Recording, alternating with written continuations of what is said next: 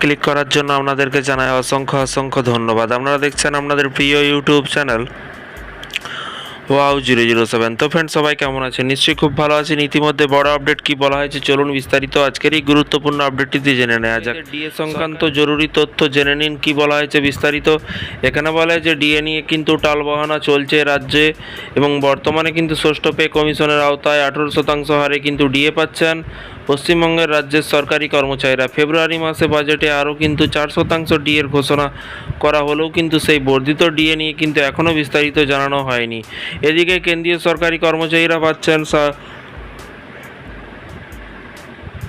60% হারে ডিএ। সাম্প্রতিক 2% ডিএ বৃদ্ধি পেয়েছে। ডিএ সংক্রান্ত হোক বা রাজ্য সরকারি কর্মচারীদের মধ্যে মহার্ঘ ভাতা নিয়ে কিন্তু চর্চার শেষ থাকে না।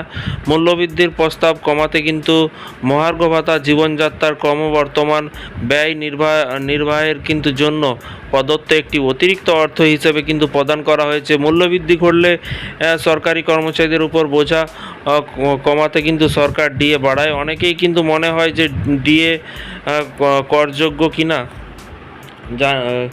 জানিয়ে রাখি, মহার্ঘ ভাতা বা ডিএ করযোগ্য। ডিএ মোট কিন্তু আয়ের অংশ হিসেবে কিন্তু গণ্য হয়, তাই কিন্তু আয়করের আওতাভুক্ত আয়কর রিটার্ন কিন্তু দাখিল করার সময় কিন্তু আলাদাভাবে কিন্তু মহার্ঘ ভাতা দেখাতে হয়। এবং ডিএ বলা হয়েছে ডিএ সিটিসি কস্ট ট্যুর কোম্পানির অংশ হিসেবে কিন্তু বিবেচিত হয়,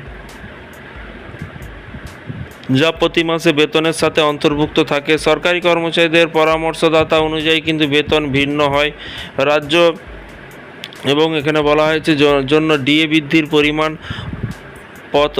পদমর্যাদা বিশেষে কিন্তু আলাদা হয়ে থাকে। এবং আবার ডিএ যেহেতু জীবনযাত্রার ক্রমবর্ধমান ব্যয় নির্বাহের জন্য দেয়া হয়, তাই কিন্তু অঞ্চলভেদে কিন্তু ডিএতে কিন্তু কিছুটা তারতম্য থাকতে পারে। শহর ও গ্রামের মতো এলাকায় জীবনযাত্রার ব্যয় ভিন্ন হওয়ায় ডিএতে কিন্তু ফারাক থাকে। এবং কেন্দ্রীয় সরকারি কর্মচারীদের মহার্ঘ ভাতা বা ডিএ সর্বভারতীয় ভোক্তামূলক সূচকের এআইসিপিআই এর উপর ভিত্তি করে কিন্তু সাধারণত প্রতি 6 মাসে একবার সংশোধন করা হয়। সাধারণত মার্চ এবং অক্টোবর মাসে ঘোষণা করা হয় এবং এর মুদ্রাস্ফীতি থেকে কর্মচারীদের মুক্তি দিতে নিয়ম মতো কিন্তু বছরে দুবার কিন্তু নিজের কর্মচারীদের মহার্ঘ ভাতা বৃদ্ধি করে। এবং এর পাশাপাশি বলা হয়েছে কেন্দ্রীয় সরকার জানুয়ারি এবং জুলাই এই 2 মাসে কিন্তু এই ভাতা কার্যকর করা হয়।